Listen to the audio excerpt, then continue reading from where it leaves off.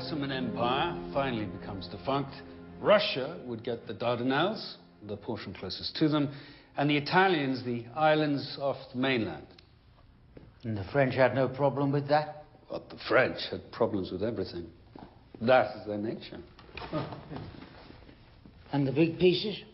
Well, once I conceded control over Syria and Lebanon to them, it got easier. Let us read your mind. Well, Mr. Churchill, do you really want Lebanon for the British Empire? It's a mess grown in 1,000 years that no one will ever disentangle. And Syria might pose an even bigger problem. Sunnis, Shiites, Alawites, Druze, Christians, all at each other's throats. And up north, the Kurds. Let the French deal with the Kurds. Or let the French try to deal with the Kurds. And let them fail. I know where all your intelligence comes from. Are you trying to say from the woman? From that woman? Petty rivalries only after cocktails. Now, to us. Zone B, our area of influence. I wrestled from the French Baghdad, Basra, Kuwait. This will now be under our direct control. And how do we delineate the borders? Well, that will fall in place later. No. This is the moment. It has to be now. Well, issues start down here in the south. Now it's just a vague dotted line. We have a problem with Ibn Saud. The scoundrel? In fact, we have two problems. Firstly, he wants the whole of Arabia as a separate country for himself. The bastard. Secondly, he wants a flexible border. One of his tribes moving north for the summer pastures. Oh, no bloody pastures. There's only sand. And he wants a border according to the movement of people, not territory. This does not fly. Who knows best about tribes? Lineages, affiliations, rivalries. Who knows best about Bedouin tribes? And who is going to rule over all of this? We are talking to potential future kings. Who knows the candidates? Who knows them best? The woman, Gertrude. Gertrude who? Gertrude Bell. A silly bitch. The chattering windbag of conceited, gushing, heavy-chested man-woman. A globe-trotting, rump-wagging, blethering ass.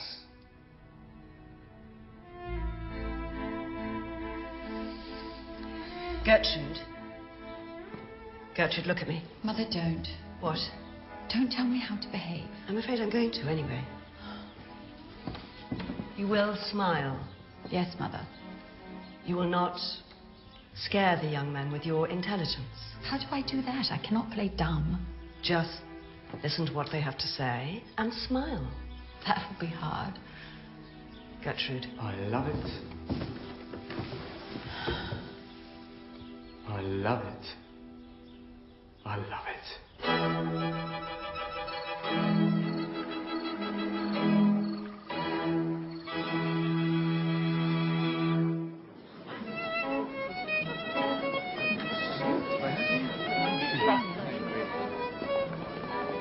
And then? You mean after the lion? Yes.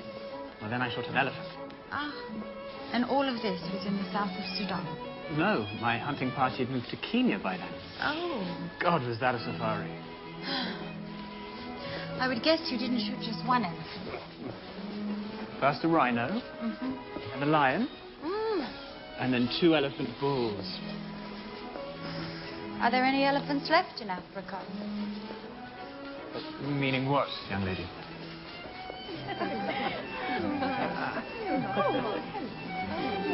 Gertrude, I would love to elope with you. Where to? Paris, India, pyramids.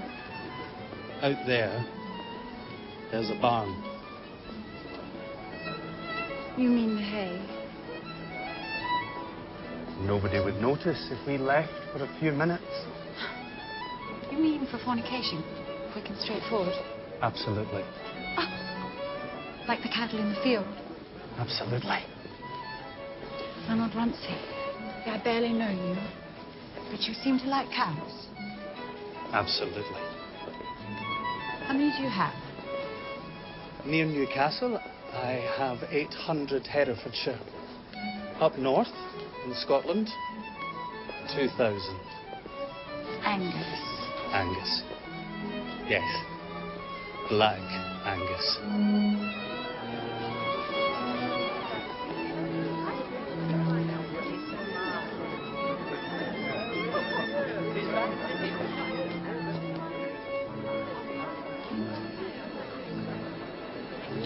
Belle, thank you for the honor. Over here, Mr. Havenhurst. Over here, to your left. I'm so sorry. Yes, I'm so sorry. Dear God. Send me an earthquake, please.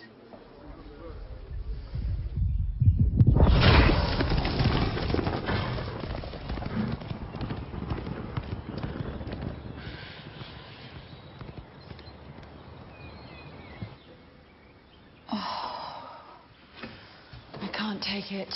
I can't take it any longer. I feel so domesticated. It's stifling to me. Oh, Gertrude, what am I supposed to say? I can say it. We should never have allowed you to go to Oxford. Oh, dear, she's one of only 4 women to study history and to graduate with the highest honours. A young, unmarried woman from a good family should not be allowed out on the street without a chaperone. Gertrude, will you please sit down? No, I don't want to sit down. Oh, darling.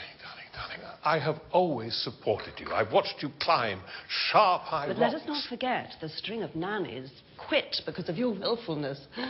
Oh, well, so what? Do you remember that time when you climbed that tall beech tree in the park? And you had a very large lampshade on your back? Yes, I remember that. Yes, you're only 5 and you're already reading voraciously, and somebody stupidly showed you Leonardo da Vinci's sketchbook. I remember the one with the parachute. Whoever would need a parachute? Everyone needs a parachute.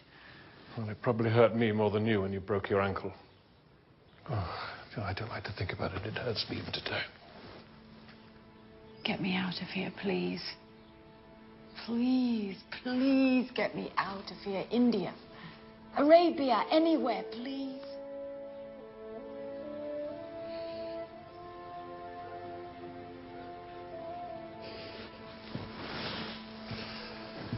You know,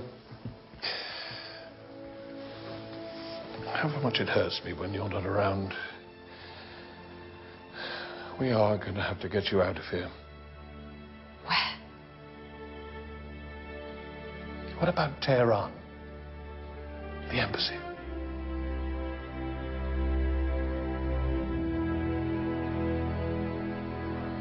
I'm going to introduce Gertrude now, Mary.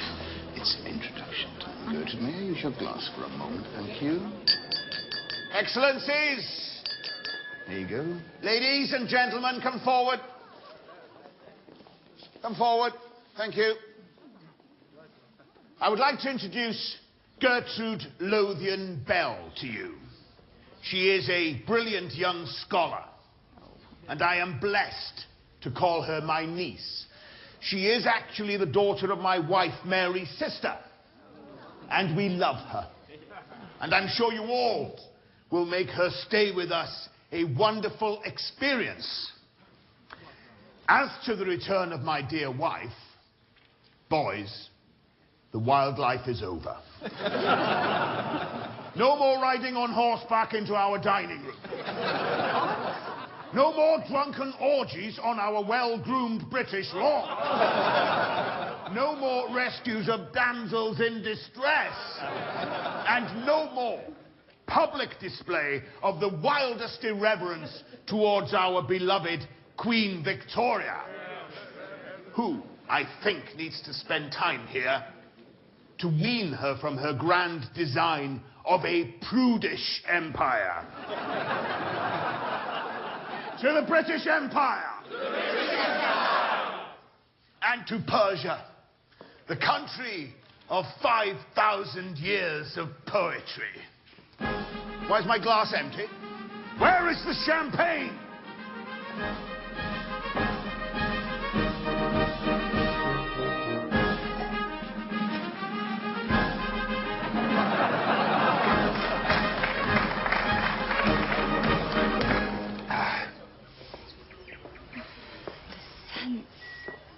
I can't believe it.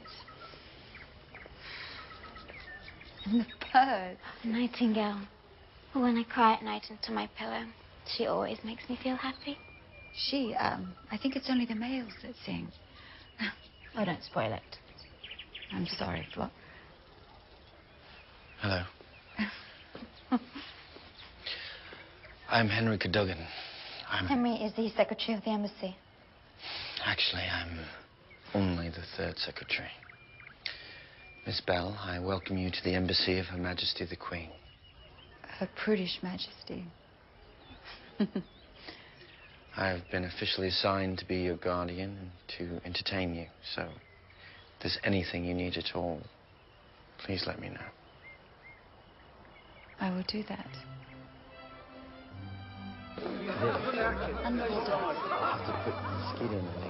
Henry. Oh, Henry, please show us your trick shot. Florence, the table isn't even free. It's... Please. Please, please, please. No, I'm not a circus performer. He has 2 unbelievable trick shots. Show us your orbit of the moon. Florence, it's embarrassing. What's your second trick shot? The frog leap. Henry, show us your card trick. He has the greatest of card tricks. Really? Please. Florence, it's a silly trick. No.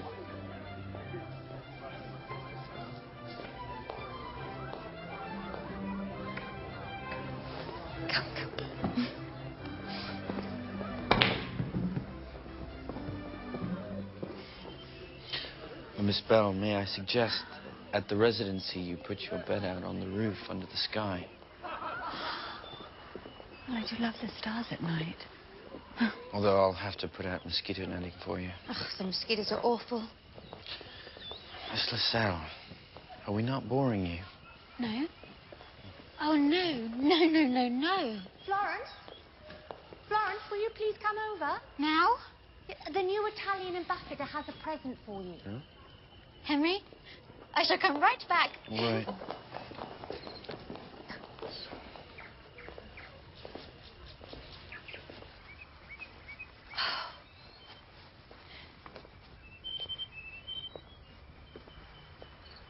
It's like the beast's garden. It's a perfect nightmare of flowers and scents.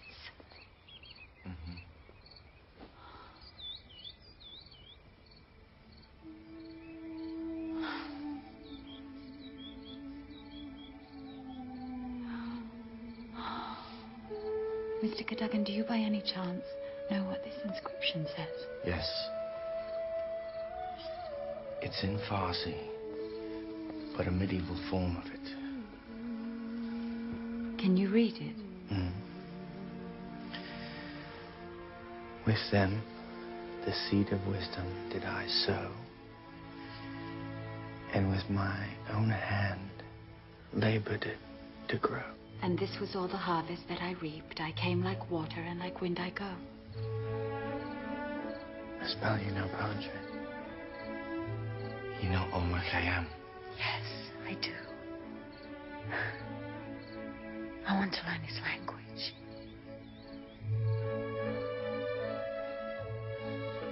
Mother dearest, I am using the opportunity to send you this with today's diplomatic pouch. My first week has been most precious, and I have started to learn Farsi in order to read the poets in their original. Mr. Cadogan, who works at the embassy, is very helpful in this. He is agreeable, intelligent, well-read, looking after us, Florence and me, as his special property. I like him. He has invited us to ride with him today.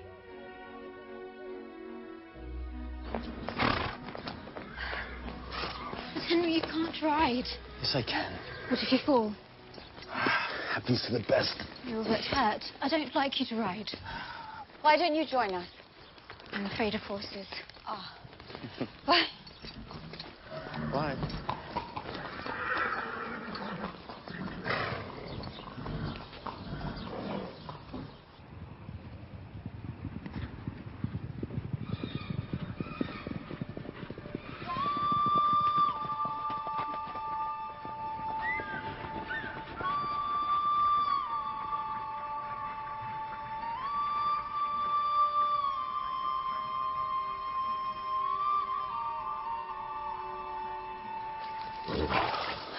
Miss Bell, this is my favorite place in all of the countryside.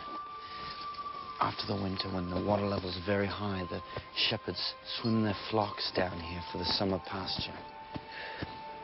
Sometimes there are thousands of sheep, and the shepherds swim among them on these inflated goat skins.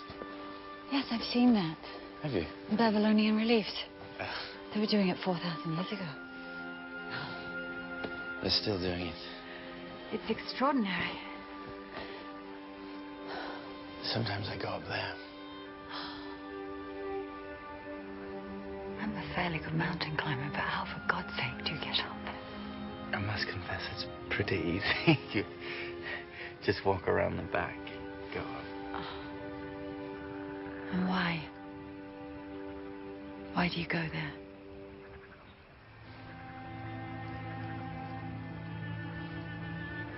I go when I'm lonely. I get very lonely.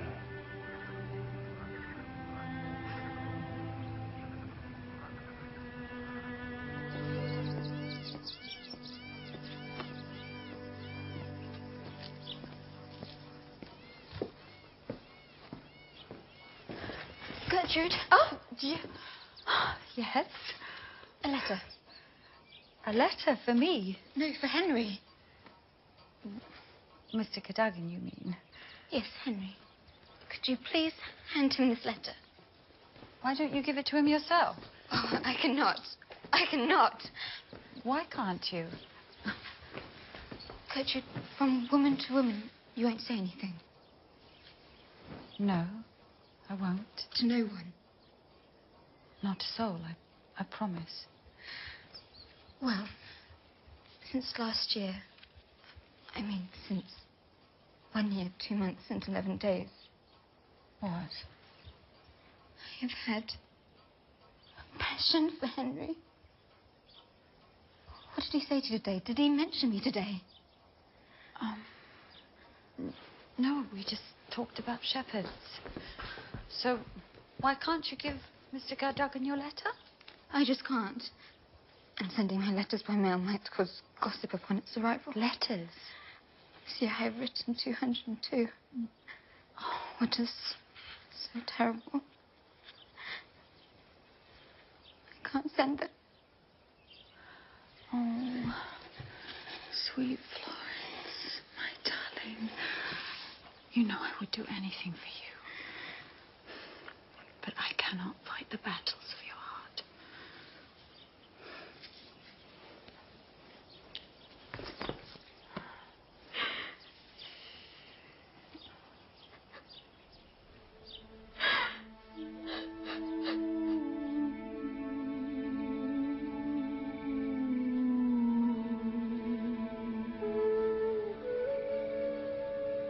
Father, dearest, I do not know where to begin. The Orient is like a prolonged dream. I am being taken care of wonderfully by Auntie, and for all the rest, Mr. Cadogan is a fine guide and guardian.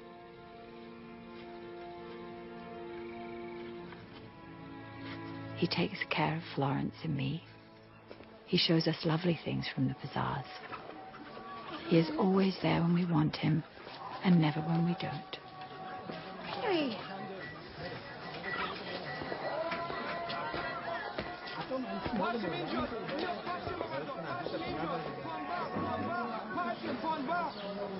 Yes. Thank you for bringing us.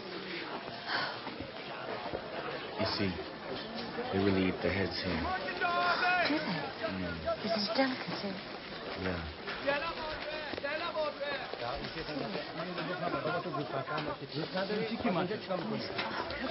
Colours. Oh, yeah. So pretty. This is paprika. You can try it. We can.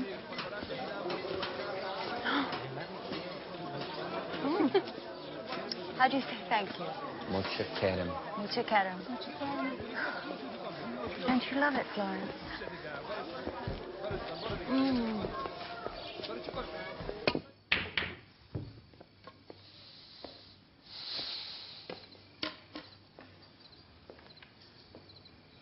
Miss Bell. I stayed up hoping I would see you. I didn't come to play billiards. Why did you come? I came for your card trick. I see. Card trick it is. You'll have to come over here.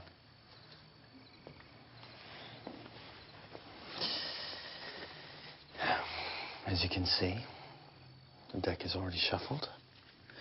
The red cards and the black cards are placed at random. Now, this trick is fiendish. Because from this point on, I will not touch the cards. You will do everything. Me?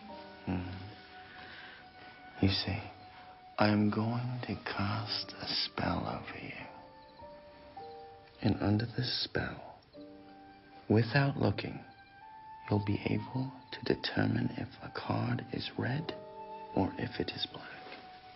Without looking at the cards? But that's impossible. According to the laws of probability. Under my spell, the laws do not exist. You may begin. Do not turn it over. I'm not. What color is it?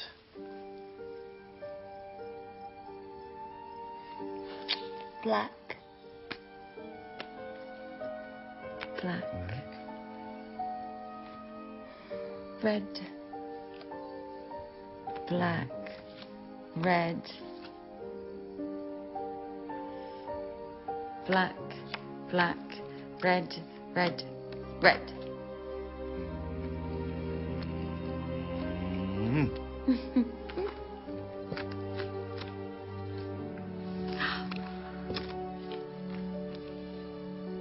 Voila. Mr. Cadogan, you did touch the cards again when you turned them over. Gertrude, you're very smart. You're the only one who's ever noticed that. Did you just call me Gertrude, Henry? Yes, I did. And did you just call me Henry? Shh. The walls have ears.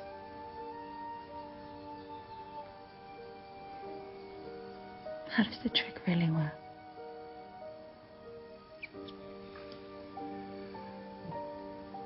I'm not going to tell you.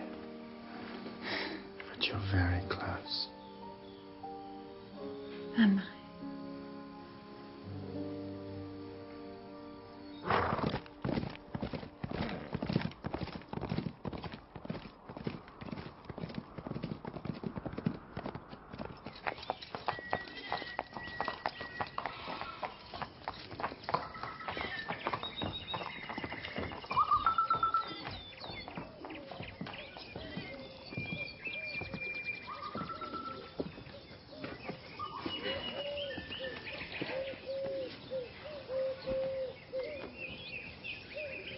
I love the birds here.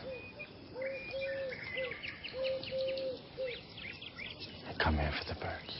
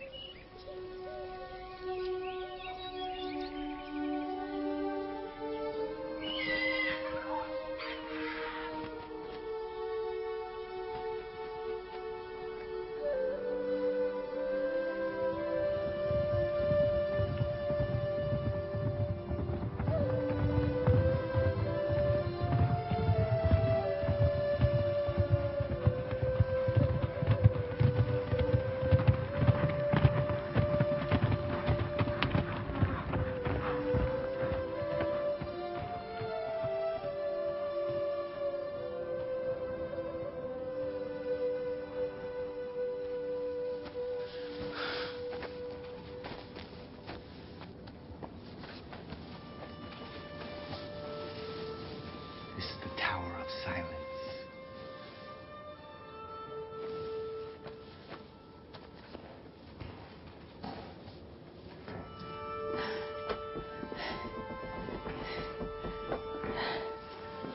Gertrude, you sure you wish to go all the way up? Yes, I'm sure. Yes. There may be bones, maybe skulls, maybe vultures.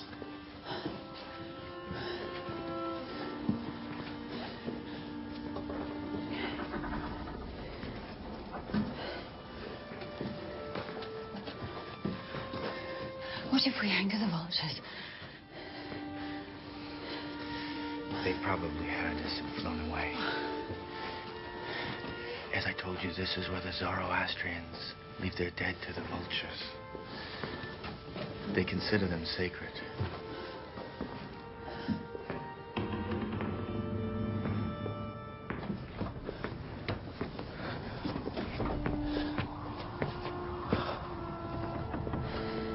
You scared? I'm not afraid.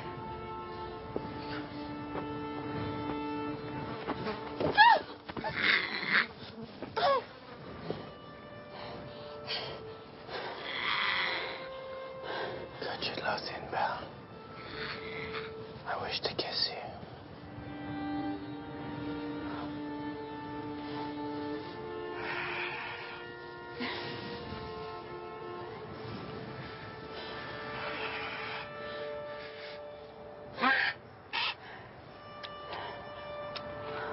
Maybe we shouldn't do it here. Run. Come on. Come on. Come on.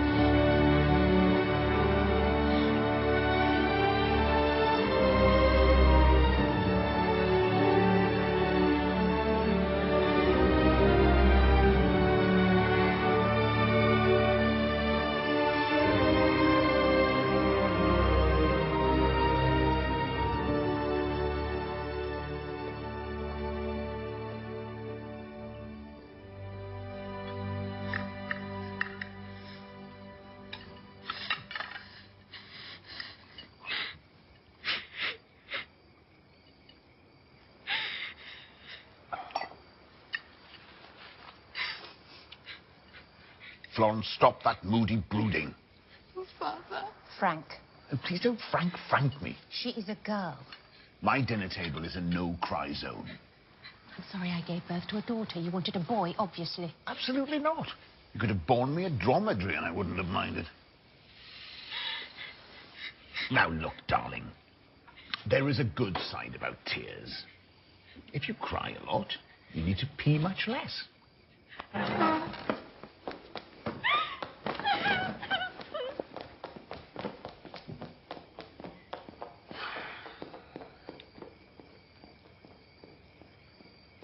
Let's smoke a cigar together. Bread. Yeah. A piece of bread. A loaf of bread. Sharab wine, a flask of wine. And so, You're doing so well. I am. Yes. A loaf of bread beneath the bough, a flask of wine, a book of verse. And thou, beside me, singing in the wilderness. And wilderness is paradise. And now.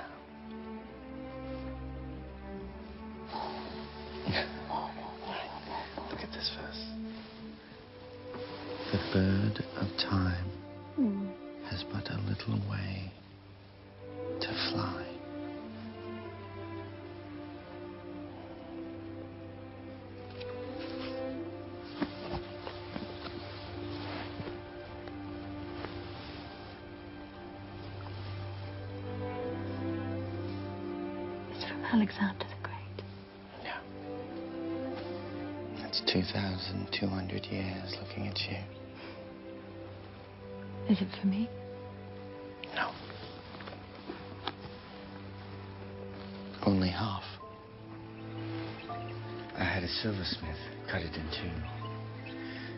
So half is for you, and half is for me.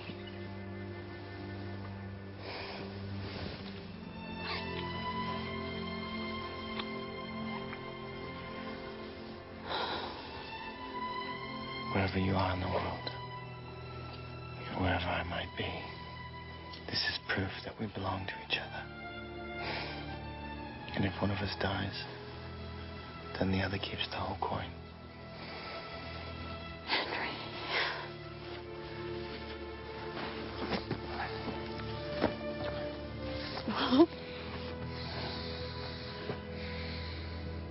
Gertrude Lucien Bell, will you marry me? Did I hear you correctly? Yes, marry me. Will you marry me? Can you be down on your knees? Oh, no. I did it wrong.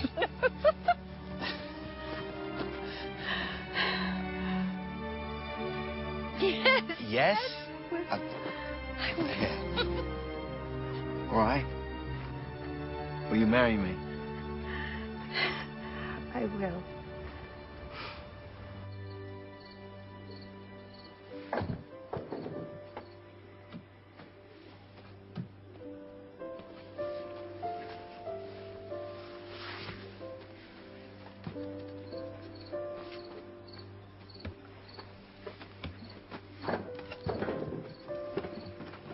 Henry? What are you doing?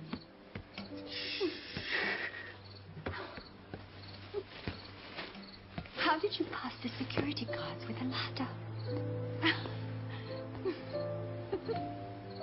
I know how to do all the most important things in life.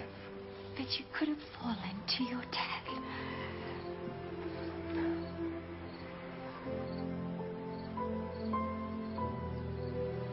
It was very important that I solve a particular mystery. What mystery? Well, you see, I love your smile. But many a man in love with a woman's smile has made the mistake of marrying the whole girl.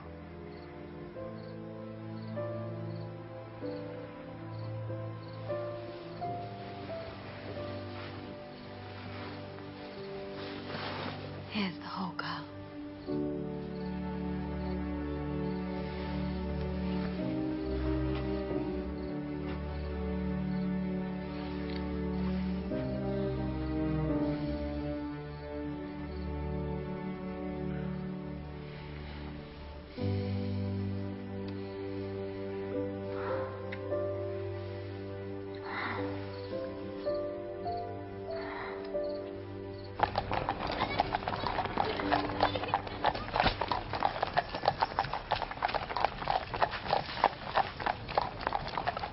I wonder why my father hasn't answered me.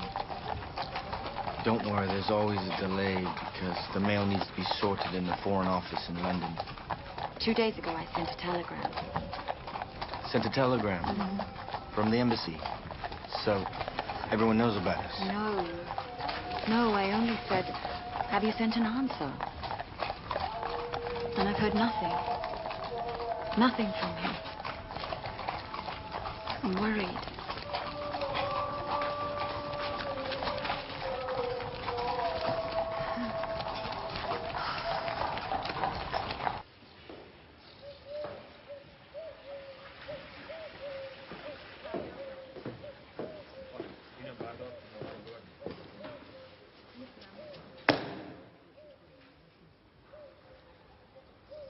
Can I help you?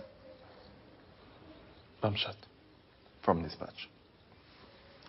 I don't have a telegram, but I noticed that the mail room had this letter for you. I knew you were waiting. I'm always here for you. I would. Would what? I would give my life for a woman like you.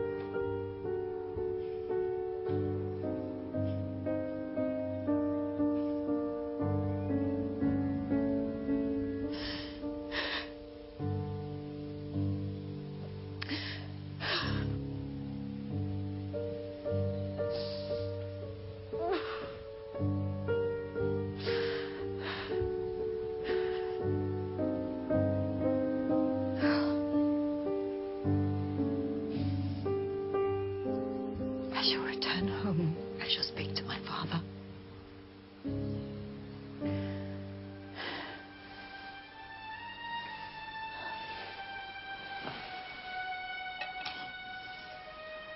Love is lawless.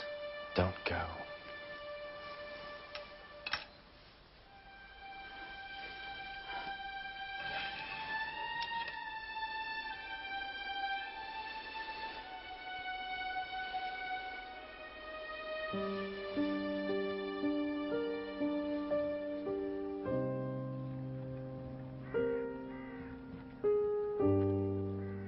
His credentials are not impressive.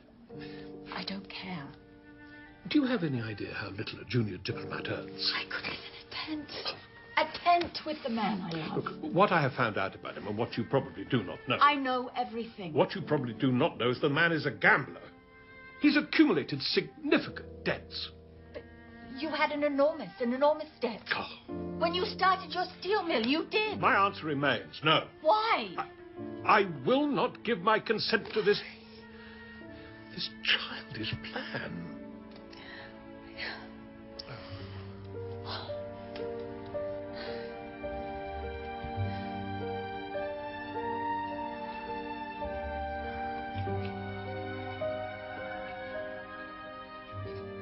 The nightingale, with drops of his heart's blood, had nourished the red rose. Then came a wind. And catching at the boughs in envious mood, 100 thorns about his heart entwined.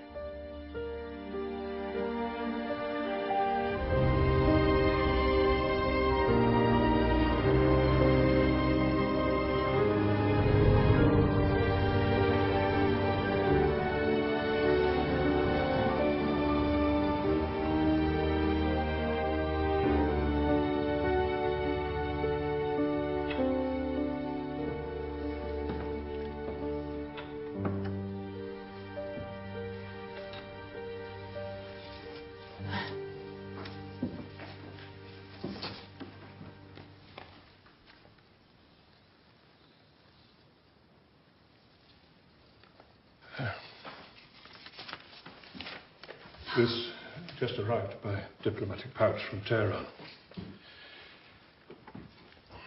The letter says that the coin and the clothes of Mr. Henry Cadogan were found neatly arranged on a rock by the La River.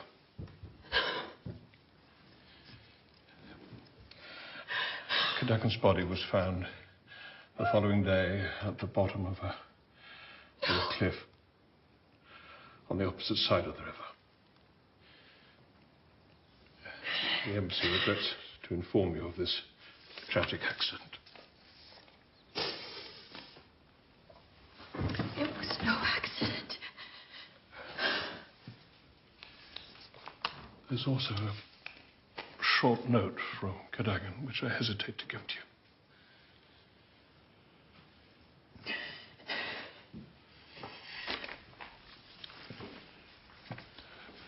Richard, I'll leave you now.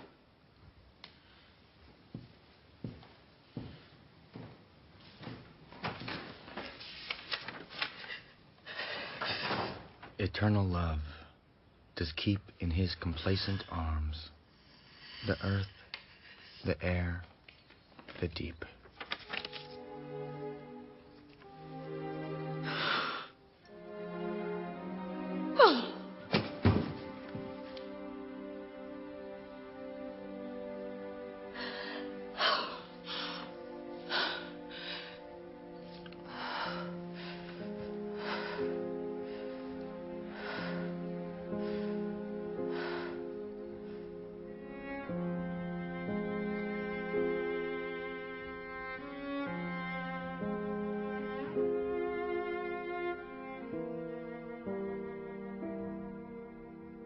Light of mine eyes and harvest of my heart, and mine at last in changeless memory.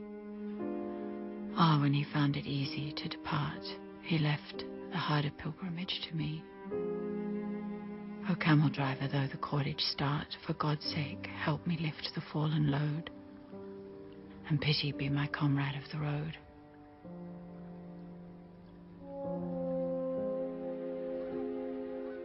My face is seamed with dust, mine eyes are wet. Of dust and tears the turquoise firmament needeth the bricks for joy's abode. And yet I had not castled, and the time is gone. What shall I play upon the checkered floor of night and day? Death won the game.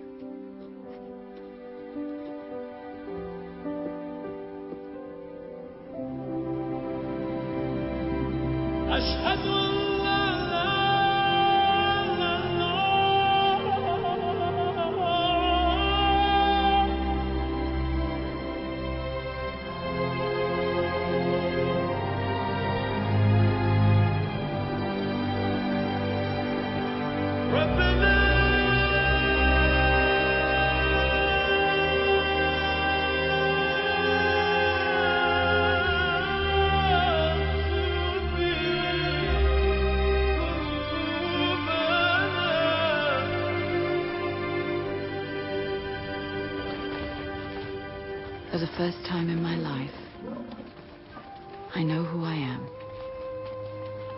My heart belongs to no one now but the desert.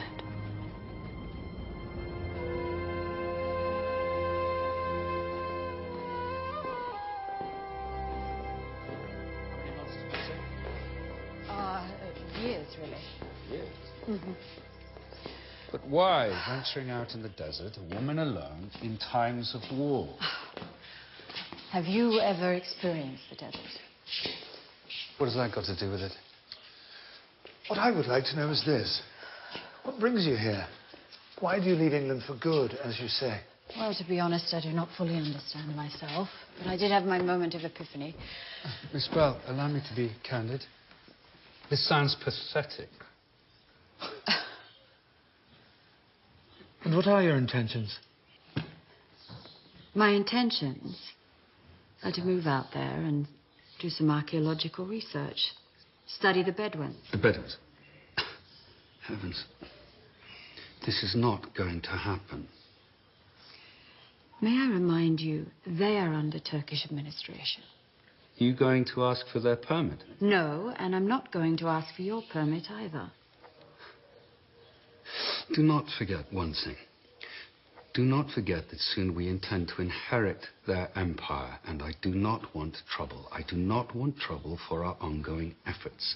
You will not stir up confrontations with Turkey because of the Bedouins. They are feuding amongst themselves. Now, this little venture of yours is counterproductive, and it is dangerous. You have no power to stop me. You will not leave. Yes, I will. I have already been out there, and I'm going back. Good day, gentlemen. Miss Bell, even if it costs me to let the Turkish authorities know about your plans, they will intercept you. This silly business of yours is not going to happen.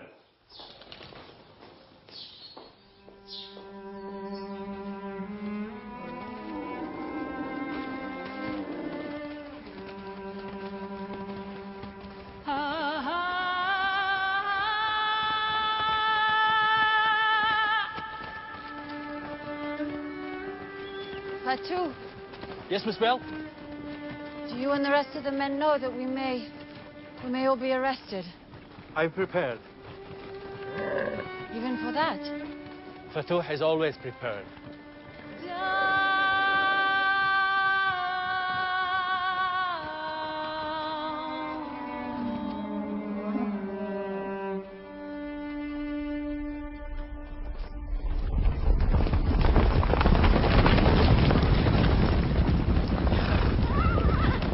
You are under arrest!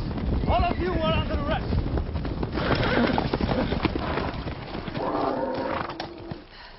Lieutenant, is there something I can help you with? Who allowed you to leave in the middle of the night without a permit by the authorities? Effendi, there must be some We do have a permit. You, who are you? I'm Fatou, the servant of Miss Bell. Miss Gertrude Bell. I know who you are. Do you have any weapons? No. No, we do not.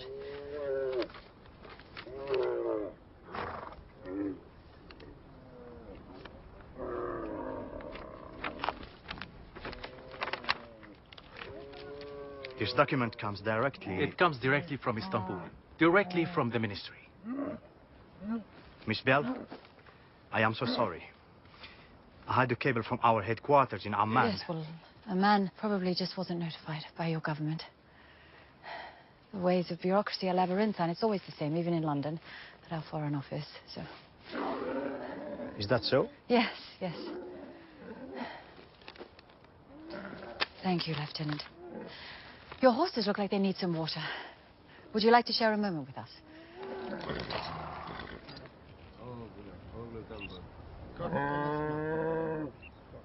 Where did you get the permit? I know this scribe in the main mosque in Amman.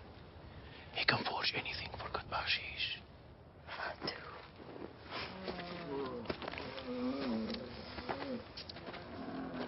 Lieutenant, did you come from the garrison at the railway? Yes, lady. And how many cavalry are stationed there?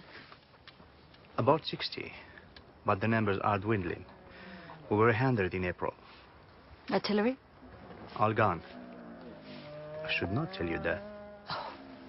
I'm just a traveler and a scientist. Everyone knows that the forces of the Ottoman Empire are somewhat overstretched. Besides, it's all officially in the papers. But my outpost is not in the papers. Lieutenant, I would like to offer you a photograph. You are very kind, Lady Bell. You and your men. Do you accept? Yeah, I'd like to. And because I do not wish to carry a military secret, I am going to give you the exposed negative. You can have it developed in Oman. Thank you. I would say right in the middle. Yes. Ah, the light is beautiful. Over here. Superb.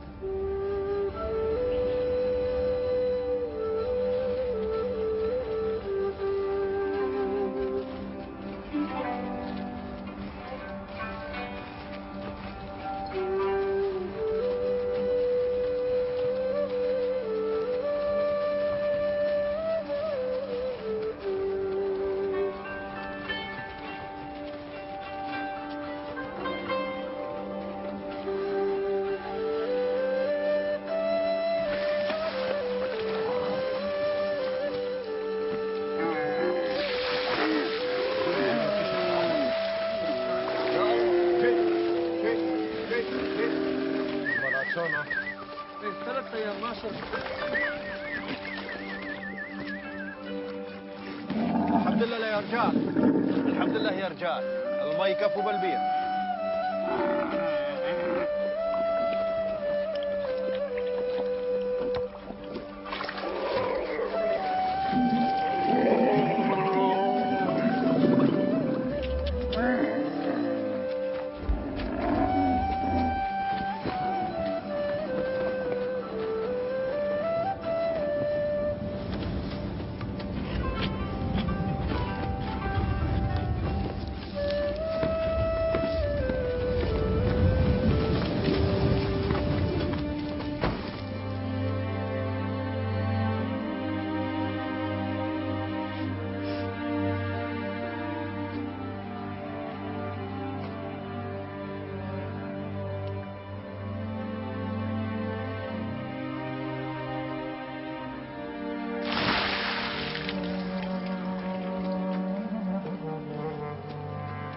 هات ما يا عمر.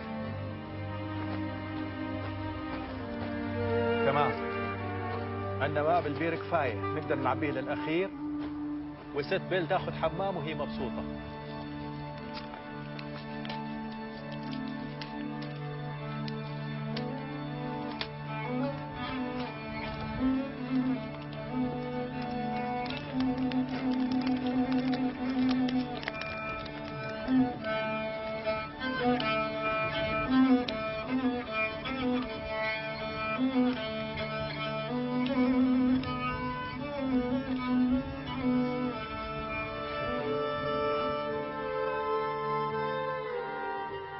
Dear Diary, we have reached an oasis that is something from a Bedouin fable. The solitude of the desert gives me consolation in my own solitude. Fatou asked me why I always request 2 glasses of tea. Should I tell him this is for the man who lives in my heart?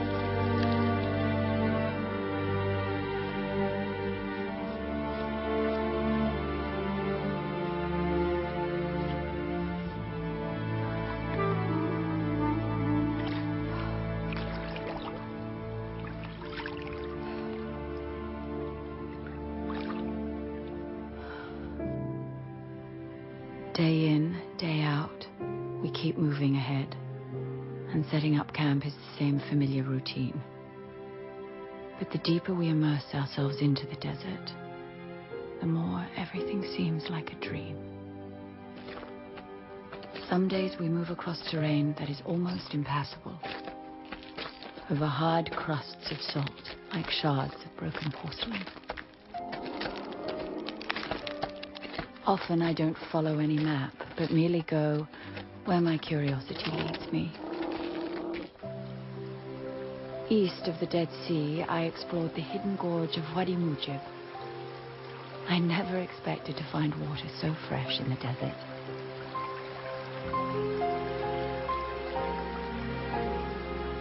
The deeper I penetrate this mysterious labyrinth, the more I become known to myself.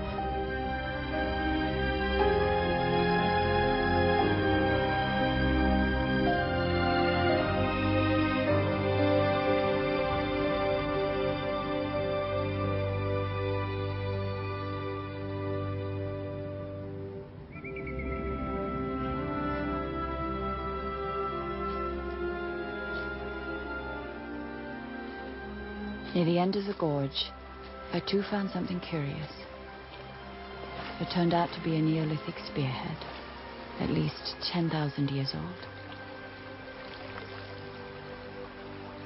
I speculated that in prehistoric times there must have been war here, and that this must have been a very defensible place. But Fatou said this cannot be. At such an early time, the world was paradise. And paradise is meant to come upon us again if we live a righteous life, as foretold by the prophet. Paradise has no time, no age, no dwelling place. It awaits us.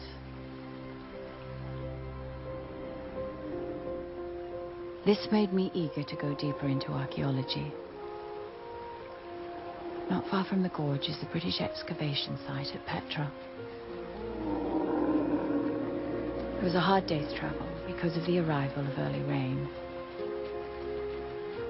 Greetings. Welcome, Miss Bell. Welcome to our home.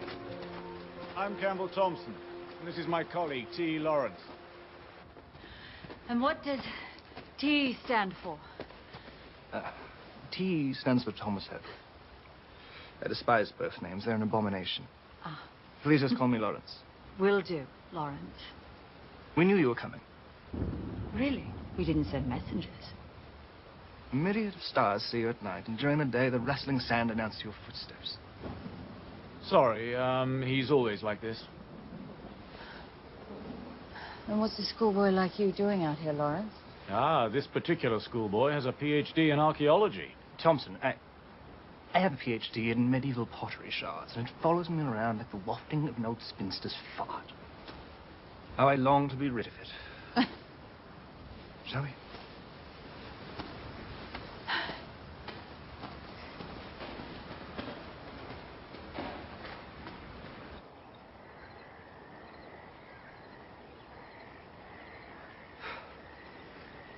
This place is a dump.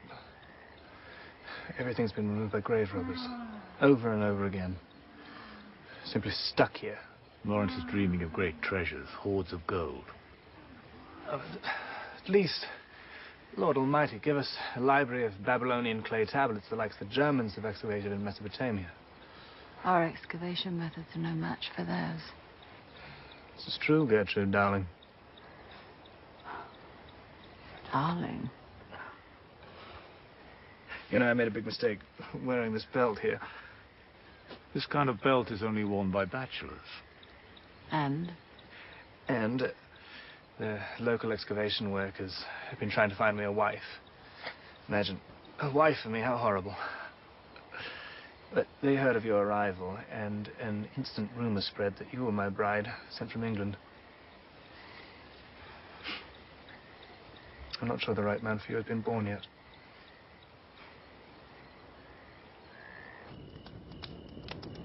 To me, the Ottoman Empire can't last much longer. I mean, it looks like the Roman Empire shortly before its collapse. What do you think's going to happen? Chaos. Chaos and war. The British Empire will take over and fill the void of power? No, I beg to differ. I mean, I believe it will be the Arabs whose spirit of nationhood will emerge. They are the future. Perhaps, but any meaningful change may take centuries to accomplish. It'll happen in our lifetime, not Enough. ours. Enough politics. Decades. We are archaeologists. So far, I'm only a traveler. Well, then, to the travelers. And to those who dig up mysteries from under the surface. I'm sorry, we have no glasses.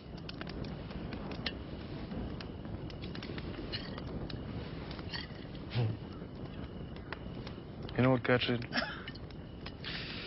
Regardless of what anyone says, with the benign, soft glow of a campfire and a good scotch in your fist, make a terrific bride.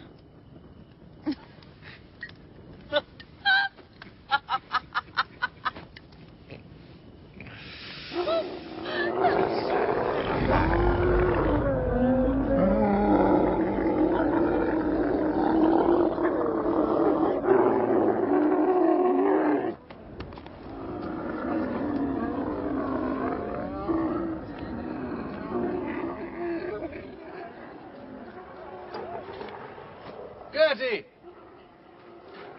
You had breakfast yet? Got a hangover.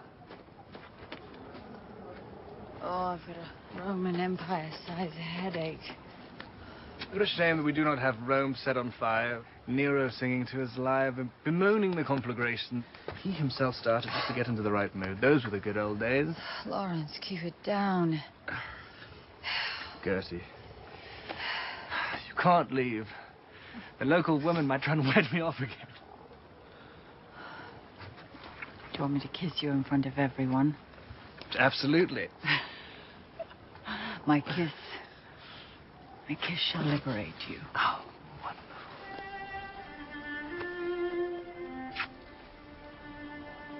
Gertie, will you please not marry me? Absolutely.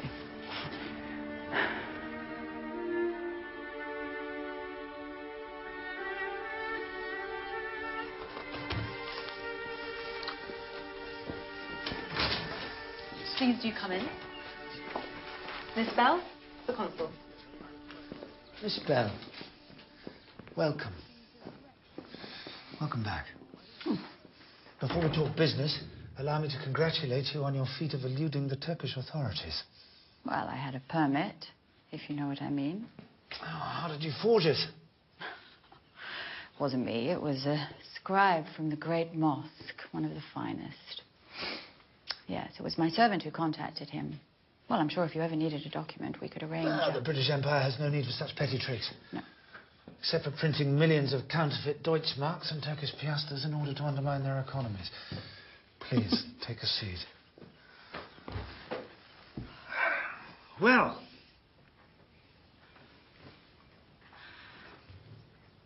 I'm here to inform you of my plans to travel to the Jebel Druze. You can't be serious. Yes, I most certainly am. No one has travelled to the Druze in decades. So it's about time. No British soldier will accompany you, Miss Bell. It would mean a provocation for the Druze people. I myself, as a soldier... Major. Major of the Royal Welsh Fusiliers. Miss Bell, we seem to know quite a lot about each other already. Major, I am here to ask you for what you're already so graciously volunteering. Even if you do not hear from me for several months, pay no attention and send no one. The Druze will take you for a spy. Yes, well, maybe I am. Maybe I am a spy, but I am a spy for no one. No one but myself.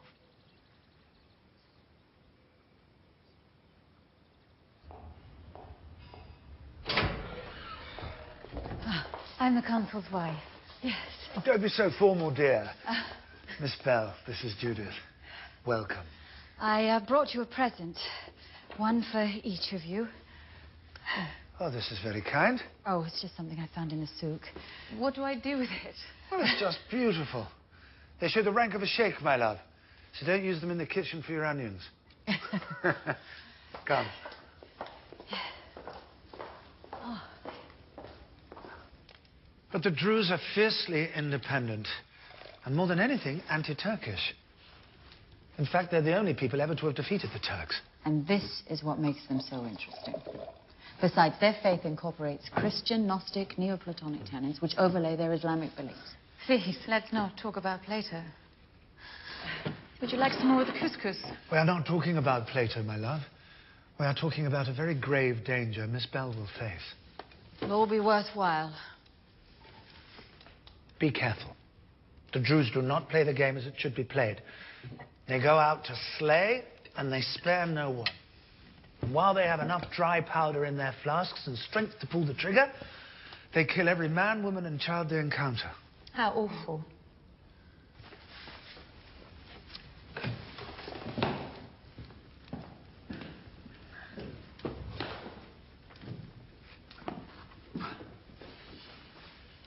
I want you to have them. No, it's too much.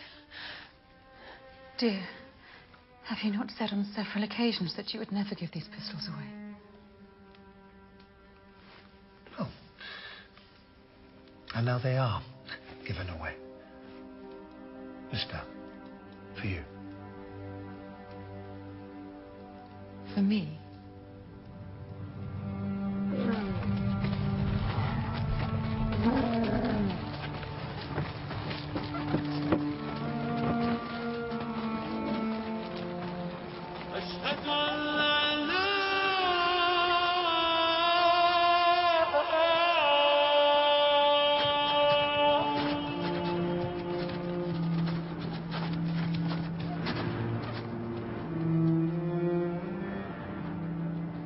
We are traveling across the vast expanse of Bedouin lands, and my eyes are opening to the complexity of tribal relations here. Fatu has been my greatest teacher in all of this. He says that the most volatile conflict is between the Druze and the Beni Sakhr.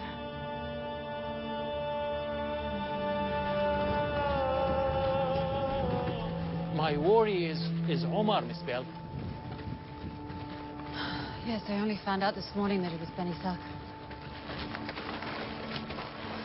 Should we leave him behind? Well, there's no mercy between Druze and Beni Sakhr. If two of them meet, only one survives.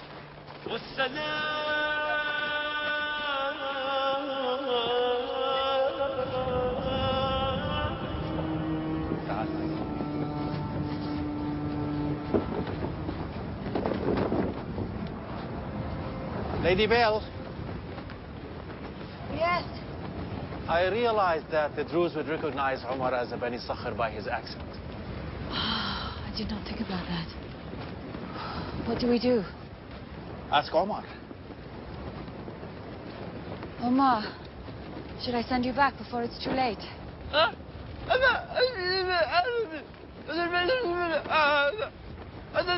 Omar suddenly became a deaf mute.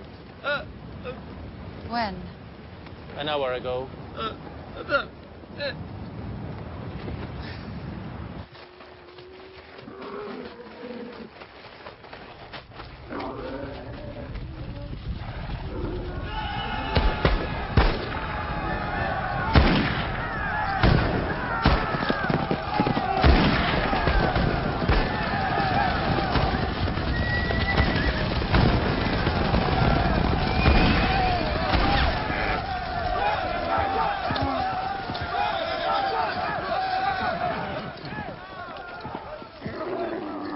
Mleka! You are my prisoners. You will die. All of you. If I die, it shall be at the hands of your sheikh. Where is your sheikh? Take me to him. Miss Bell, you were wounded. Nothing. Nothing. Take me to your sheikh now. Now!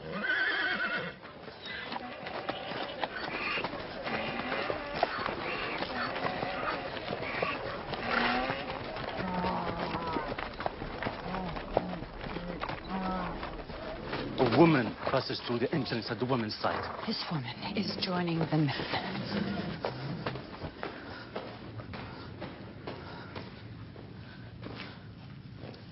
Sit down. Sit down, woman. Please. Who are you to dare to come here? I am Gertrude Bell, and I am a subject of the British Empire. Thank the Almighty that you're not German. Have a seat, please. I thank him every day that I am not.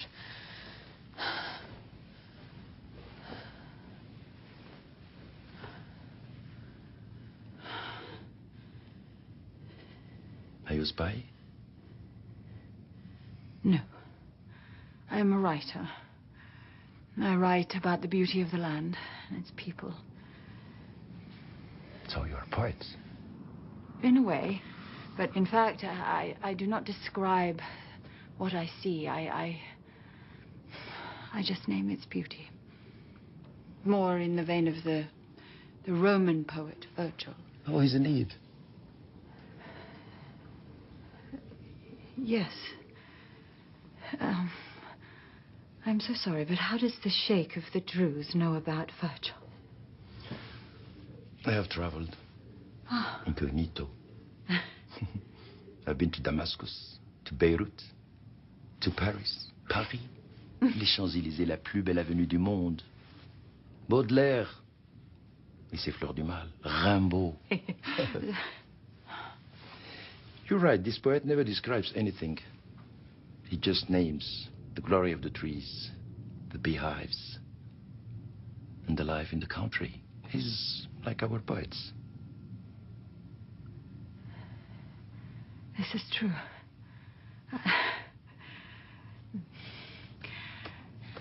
May I ask in one of my trusted men? Please do. Fatou, would you fetch me my wooden case?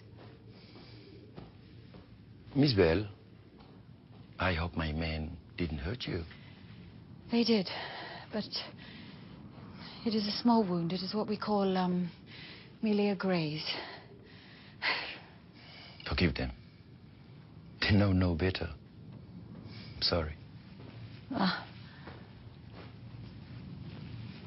would like to give you a gift. It is something very precious to me, and it was given to me. And now it is yours.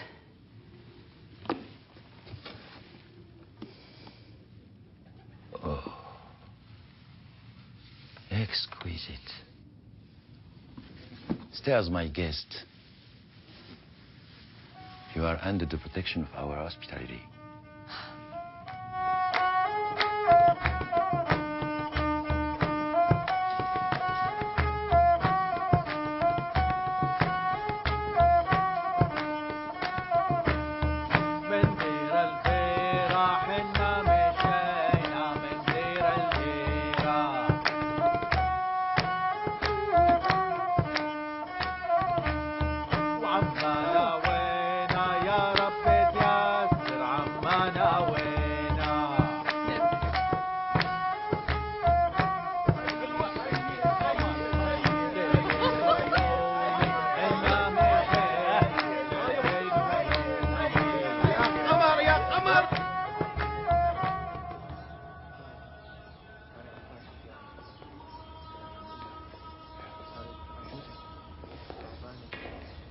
Great to have you back. A noble bare wound, but alive. Please, it's nothing. Nothing. But I have to admit something. I gave away your pistols. They were not mine, they were yours. No, but you gave They them were to me. ornamental anyway. And finally, they became useful. Assumed a purpose. I'm sorry. Miss Bell, will you please be quiet? Finally, something happened. Bullets.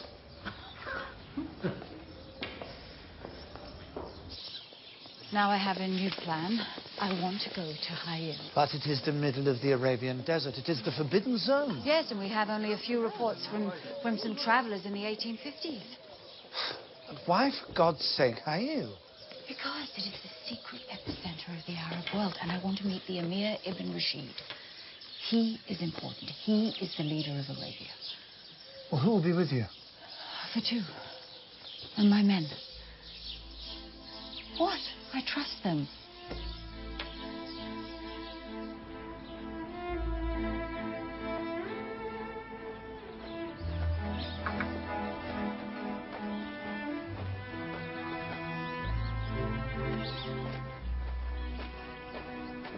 You've arrived too early. Do you want me to come back later? No. What's going on? This stallion is for you. For me? Well, you'll need the best horse in Arabia. But you're painting it. Never seen anything like it. Well, Well, what? I have to make a confession. I stole him for you. You stole this horse for me.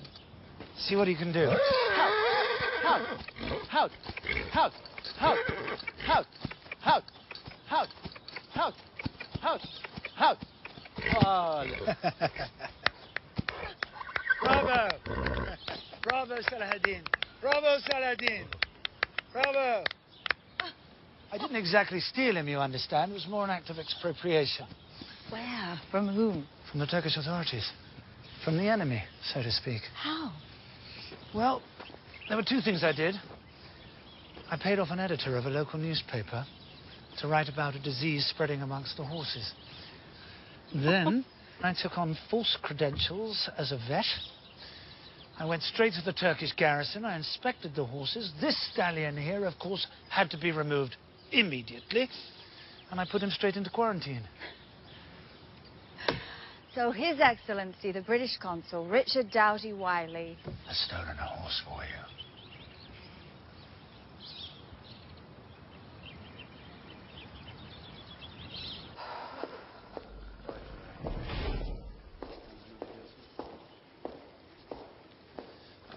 You can leave us alone. Thank you. Ah, Miss Bell. I have summoned you, and I felt... No one summons me. I have invited you. That sounds vaguely better. Yes. Well, let's get straight at it then, shall we?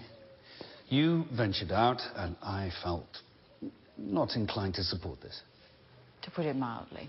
With the size and momentum of the Great War that is gaining, it would be of considerable value for our country if you could make your curiosity more systematic. Meaning what? You would be our only spy in a vast area we have little intelligence about. In short, no. A blunt no. Correct, a blunt no. I operate for no one. What is it then that attracts you to the Bedouin out there? It is something that you and your world would never understand. It's their freedom. It's their dignity. It's their poetry of life.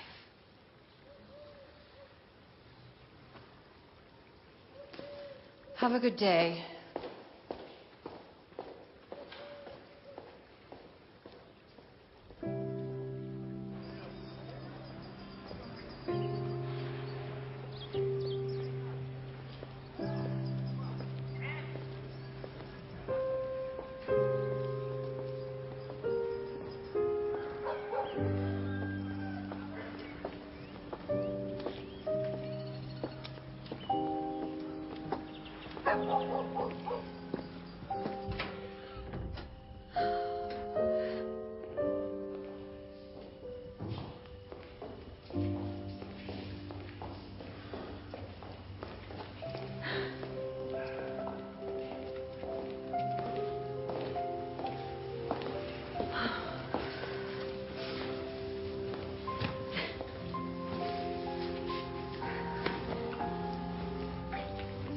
Mr. Wiley. Richard. Please say Richard. Richard. I'm not ready. I would never be with... Would never what? I would never be with a man again. Because I lost a man. Lost? Yes. I'm a widow.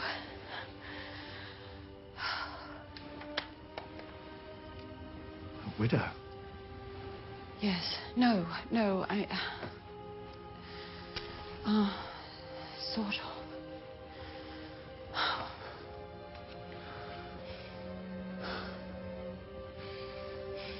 Oh, what a clumsy fool I've been. No, it's...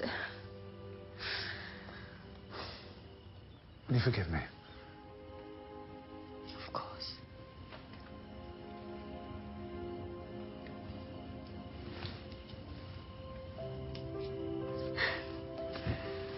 Well...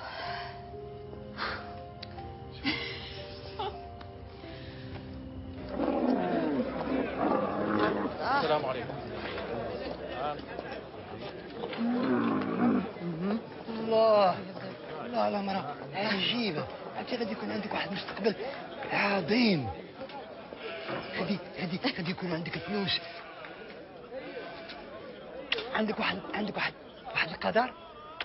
لا أنا أسمو قادري بنفسي. What else do we need?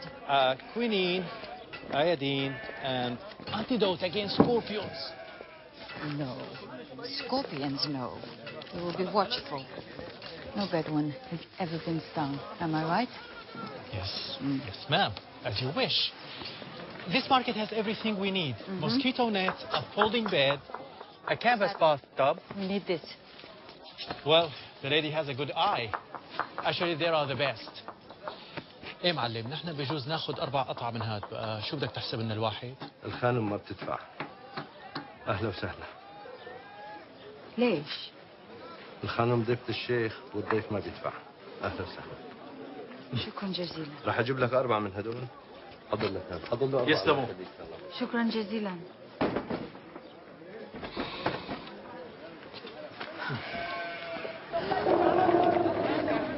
I have a confession to make. A confession?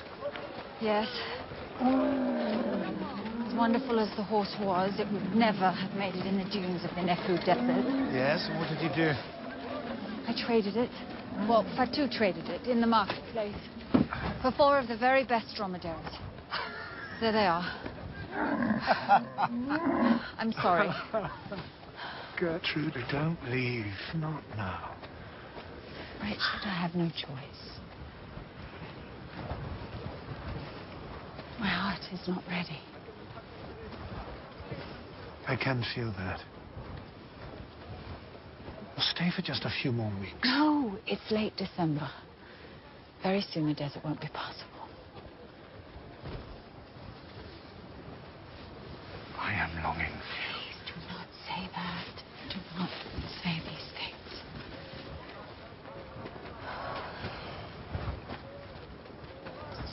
Well, it will be very lonely without you. You have a wife. It is the most unbearable loneliness to be married unhappily. This comes at me from nowhere. Nowhere, Richard. Besides, I can never fully be yours. You are a married man. I will settle everything. Will you write to me? Yes, I'll write to you from every post office in the desert.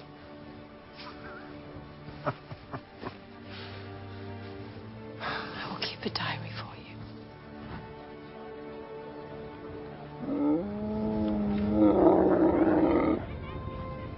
The wind is shouting. Shouting of what? The wind is shouting of sand. And shouting of storm.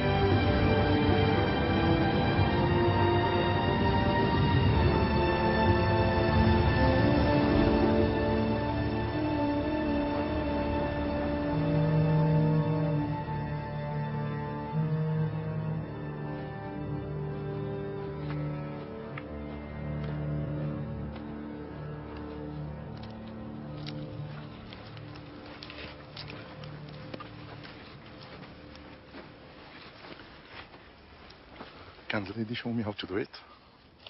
To cook an egg? The desert knows no eggs. The desert knows no hands. You boil it for 5 minutes. The desert knows no minutes.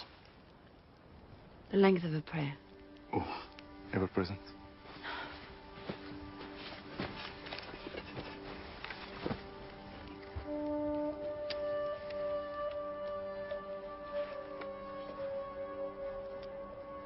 Richard, I am trying to keep you out of my thoughts, but it is strange. You are on my mind in every step of the desert. My cook does not have a notion of time. He has never boiled an egg. Already I have dropped back into the desert as if it were my own place. Silence and solitude fall around me like an impenetrable veil. Sleep more profound than civilization contrives. And then, the roadless desert again.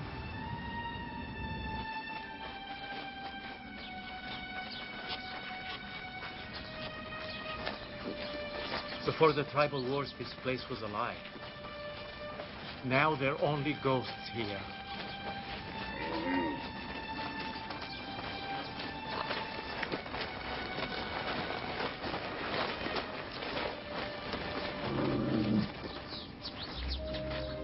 What is this?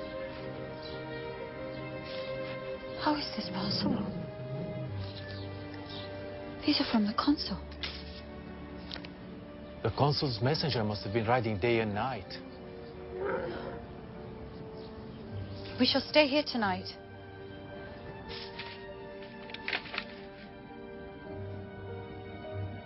My beloved, the desert has you, and my heart is with you. If I was free and a very perfect knight, it would be more fitting to take you and kiss you. God seems to have joined us for some divine moment. Ah, the ecstasy. We might reach it again on an outpost of time.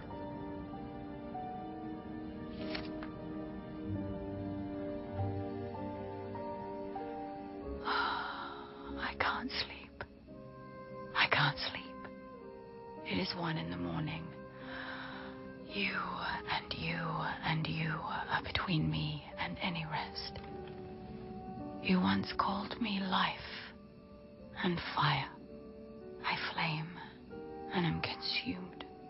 There is a voice in me I try to chase away. It says, before all the world, claim me and take me. And yet...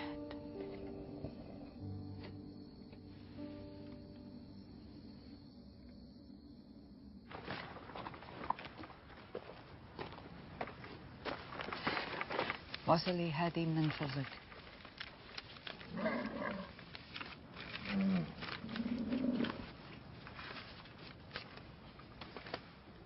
هذه النقود غير كافية. نحن في صحراء ولسنا في مكتب بريد. لدي هذا الحمار وحده من أجل أن أتنقل.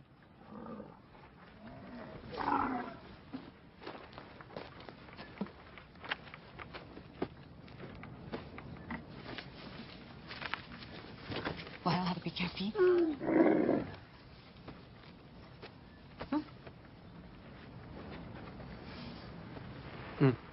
شكرا.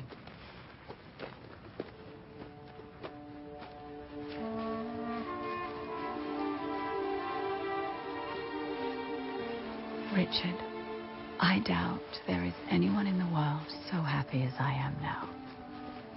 You were baptized of the desert, and there is no other salvation for you. When we are on the move, I feel everything is behind us. Only our shadows follow, as if to remind us of our past lives.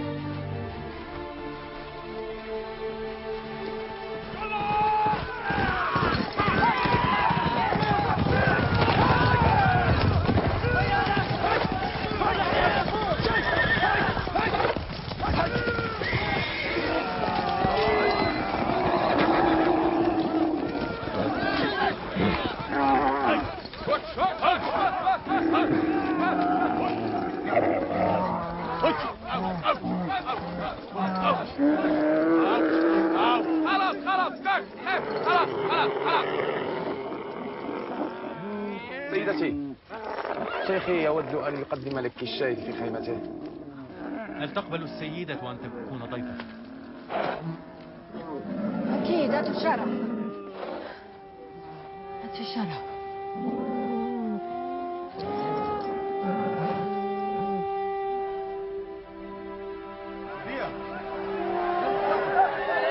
سلام عليكم. ها؟ سلام.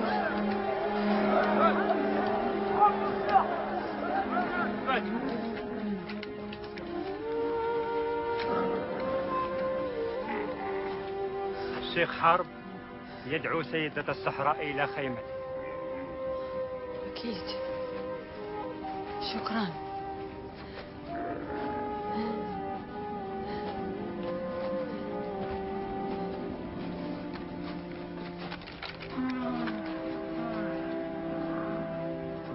تماشيا مع تقاليدنا البدوية يشرفني أن أدعوك إلى الأكل معنا. يشرفني أن نكون بضيافتكم. أي ضيف عند البدو فهو إكرامية. وعلى فكرة عربيتك ممتازة، تفضلي.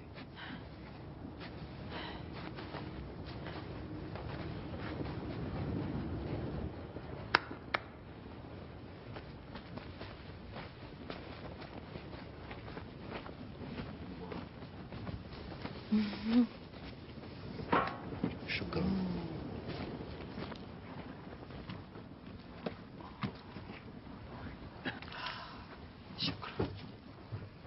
The lady is bold as any Bedouin man.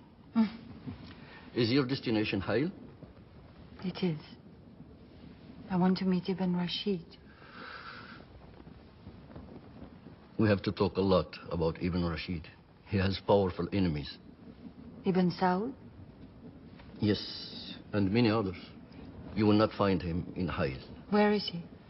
He is at war in the south. I thought he was at peace with Yananzeh. Not any longer. Beware of Hail. There is a lot of murdering going on. For me? Yep.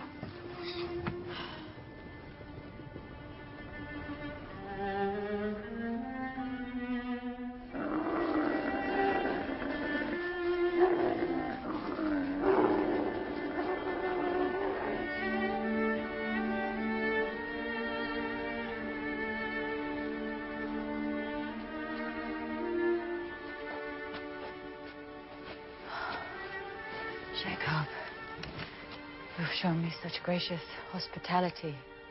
You have entertained me with wonderful desert stories. Every Bedouin is a storyteller. But you have also given me insight into the tribes and insight into the affairs of Ayel. And for that, I want to thank you. I would like to give you these. These are my binoculars. I can see clearly now, so I do not need them. These are a gift. I have become a desert traveler who is very rich. Thank you. And my guide, Hamad, will be your escort. No harm will be done to you on your way. But once in Hail, no one gets out. Inshallah, we want to see you again. Alive. Inshallah. You can see very far. Oh.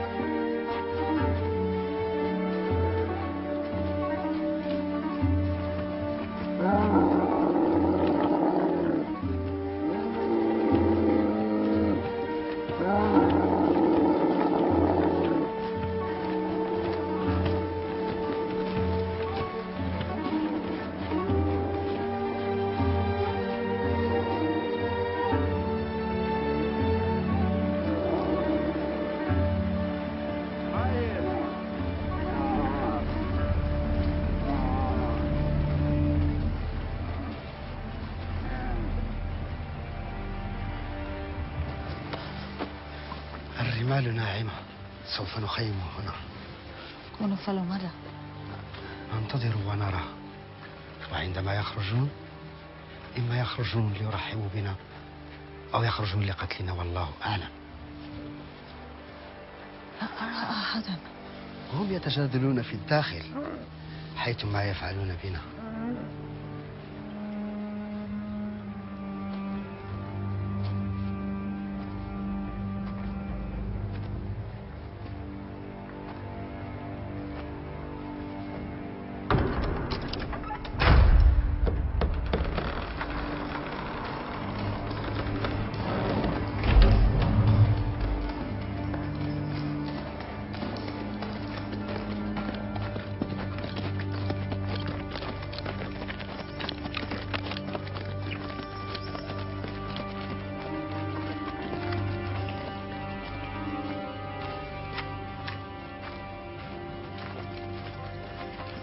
Slaves.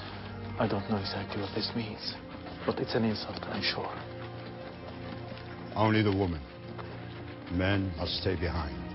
Only the woman is invited in.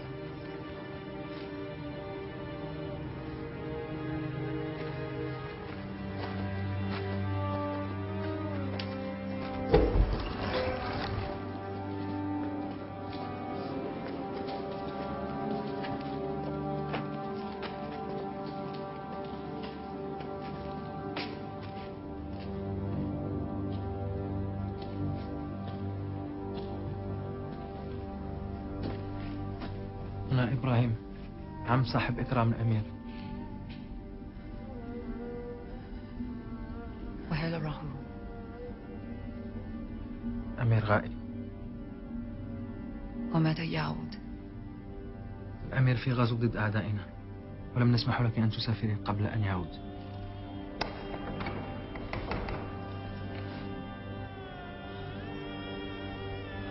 ورجالي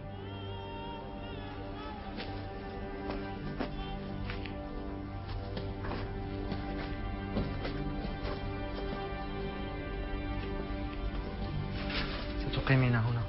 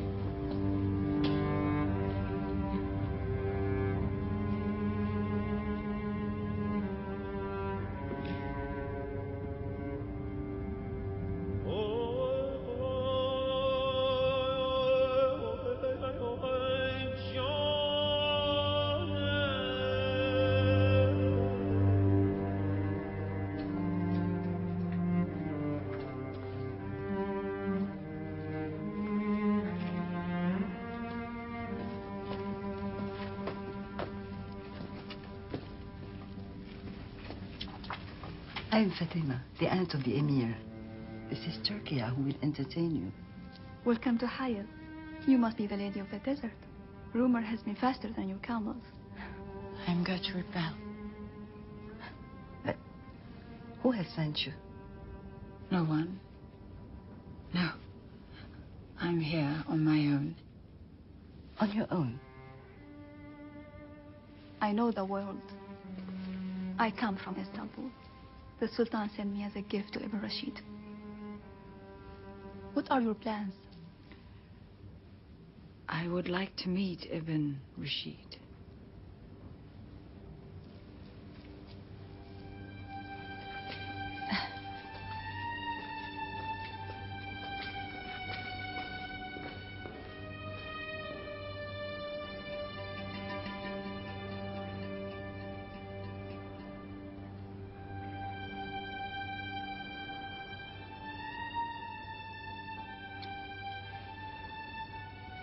Ibn Rashid has been driven out of Hayal. His women followed him, and all his Shumbar tribesmen, but he left me behind. He was a guest of the Emir? Yes, the Emir who ruled 6 years ago. What happened? This palace is full of conspiracies, full of murder. What happened to the Emir? He was assassinated. And his successor was murdered. And his successor as well, all within a few years. The eunuchs were killed with them. And the entire harem was passed from man to man to man. Who is the ruling Emir now? There was hardly anyone left in his family.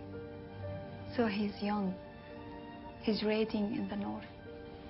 Fatima, his aunt, is the true ruler. She is the real Emir.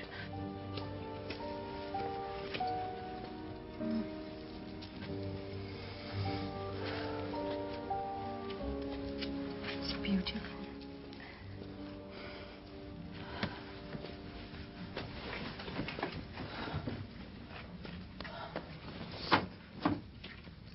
I have been a prisoner here for 3 weeks now. You are not a prisoner. Your men are taken care of well. You are only requested to stay until the Emir decides. Decides what? If it would be good to have you here. For what? My wish is to keep you here in the harem with the Emir. He will be delighted.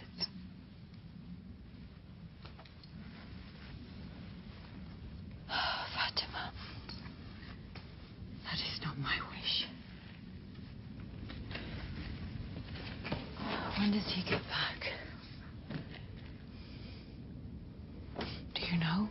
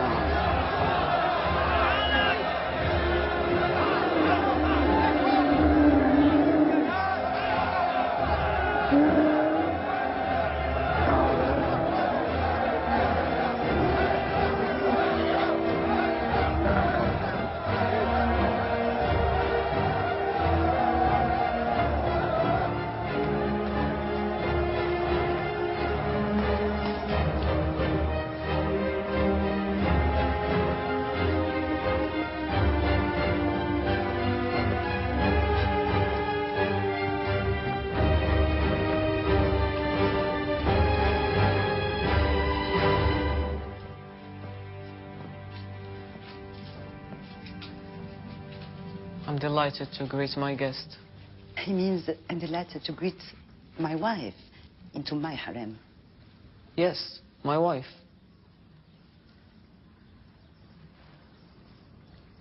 Amir, it is an honor to meet you. However, I am already married. I'm a member of the British consul's harem. And this would cause a problem for both the man and his country. I was told otherwise.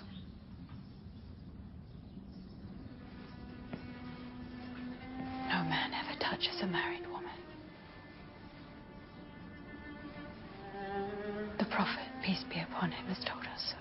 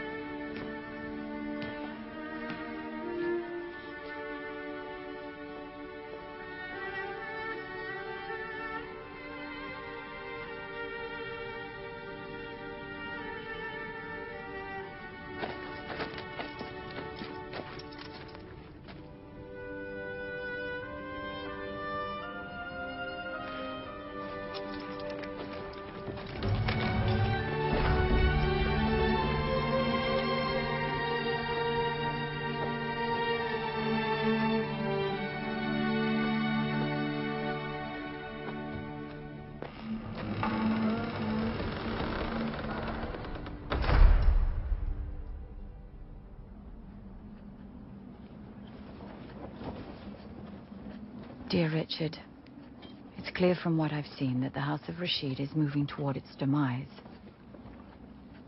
It now appears that Ibn Saud's star is in the ascendant, and that the future of Central Arabia lies with him, not the people of Hayil.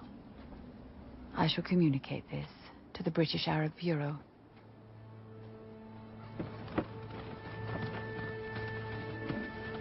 The explorations that I have undertaken these past years, of the terrain and its people, of tribal life and government, have culminated in a unique picture, one that only I can paint.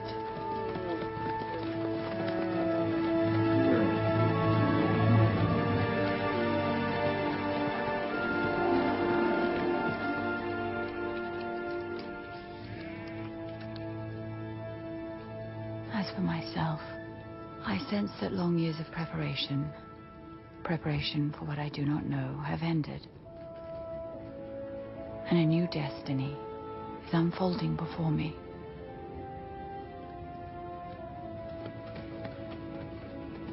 I have only now to return to you.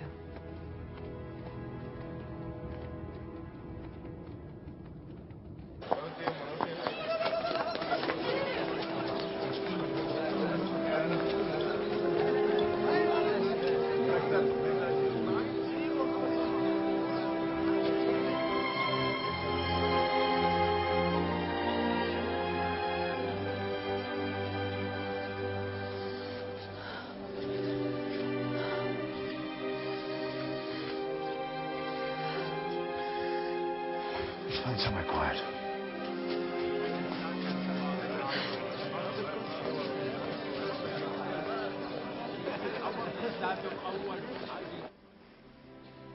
I've read your diary.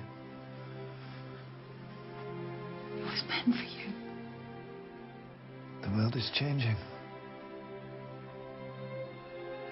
While I was in the desert, the war turned into a worldwide war, and I didn't even notice. All of Europe now. Russia, Japan. And America now. They will have their say too.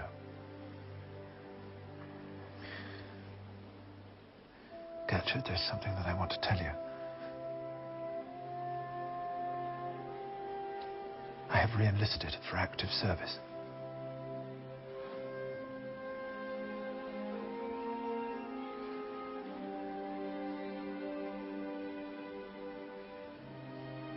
Expected it. The moment I'm back from war, I shall put everything in order with Judith. And I shall be free.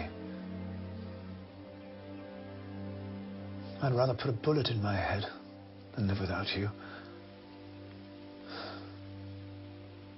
Why do you say that?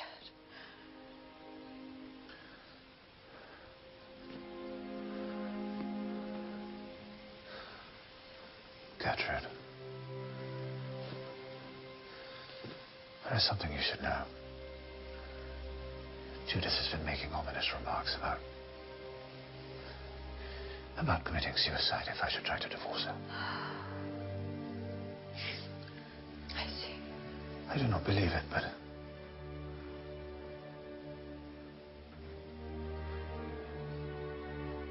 love is a tyrant, sparing none.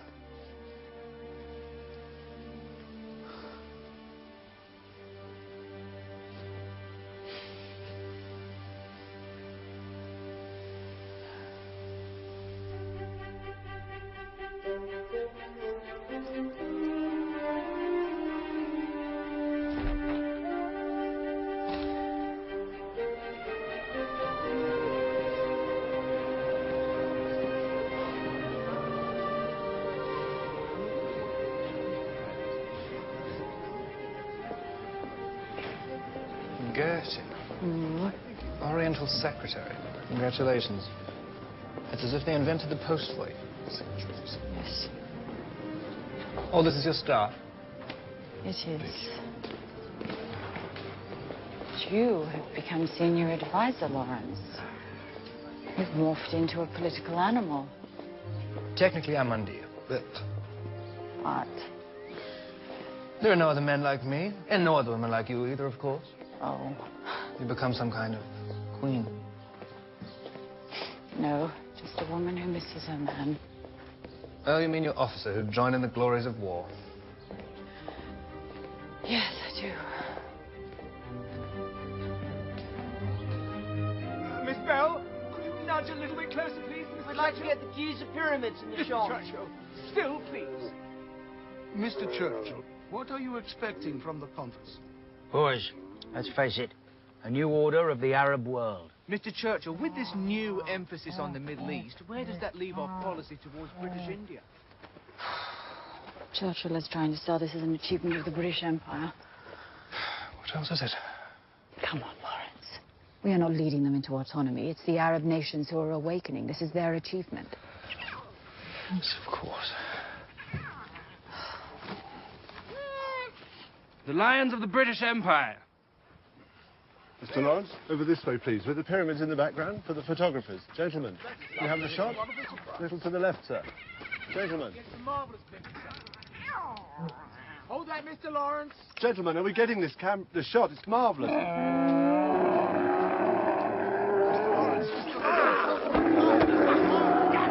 Mr. Churchill, it's marvellous. Boys, are we getting this? One more like that, please, Mr. Churchill.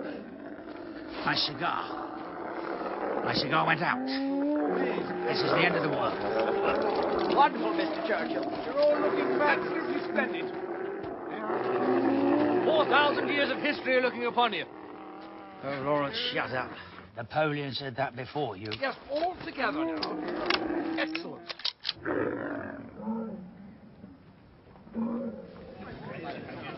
Just a surprise. That's exactly what I hopefully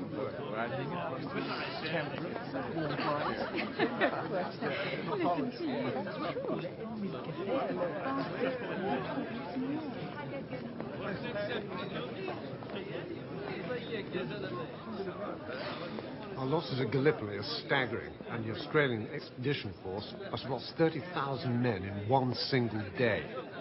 General, this is still classified. I don't care. By tomorrow, the whole world will shout it from its window. Doughty Wiley, who led the assault, has already been awarded the Victoria Cross. Did you say Richard? Richard Doughty Wiley?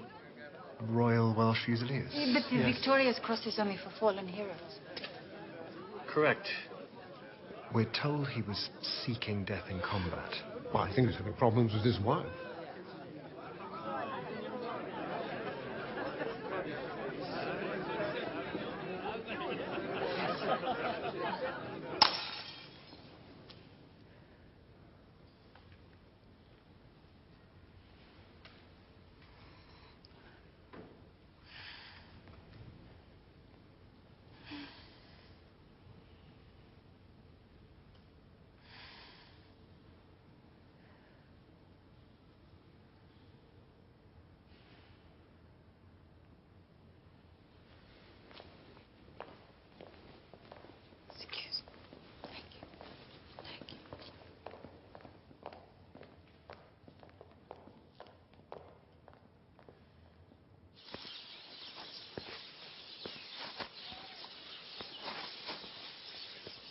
يسلموا ايديك يا ابو عبد الله يعطيك العافيه.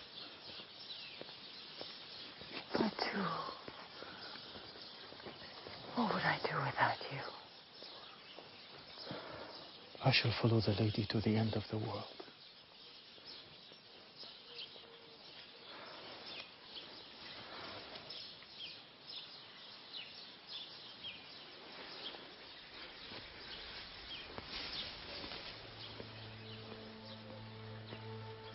Dear Diary, in the afflictions of my heart, I am turning to you. It is as if my life has ended, as if love was not meant for me. And only the great task I have shouldered keeps me going. Cairo has become one of the centers of the world again. And I'm starting a new life. The life of a politician. Gertrude, Prince Faisal has requested a meeting with you. He seems to be everywhere. And how does the third son of Sharif Hussein deal with his brothers? His brothers are only interested in horse racing.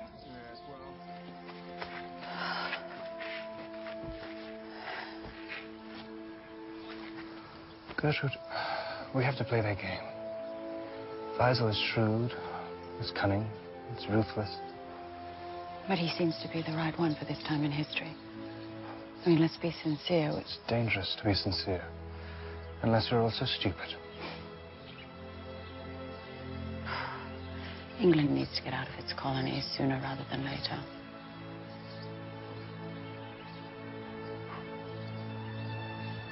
I tremble for my country when I reflect that God is just.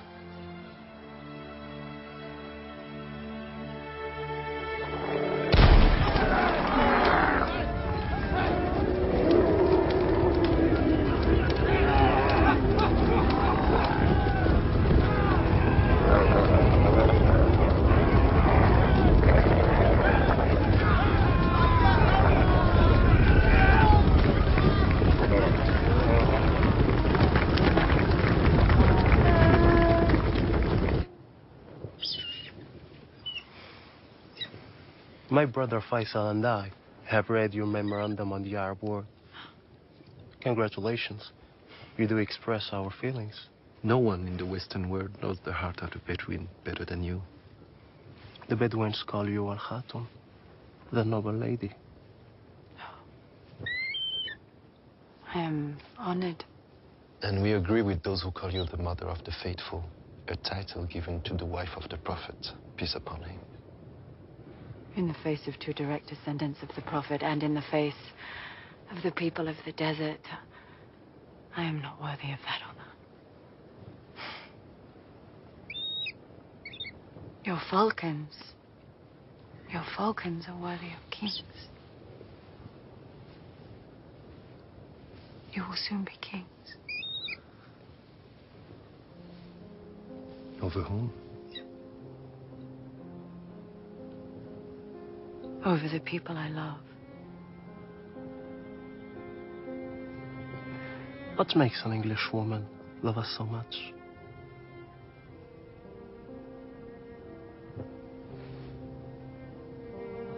I have a trusted man from Homs. He is, well, he has saved my life many, many times in the desert, and he has an old mother, and when she speaks to him, she has 5 sons. She says, Fatu, whom I entrust to bury me. And then she speaks of the weather, she speaks of the garden. And for that alone, for him, you will always have my heart. And now, with your permission, I will leave.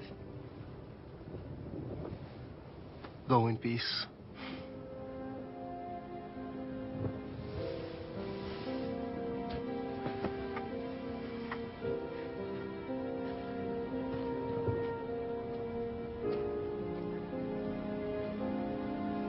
How could she know that we may be kings? She is the maker of kings. She is the uncrowned queen of the desert.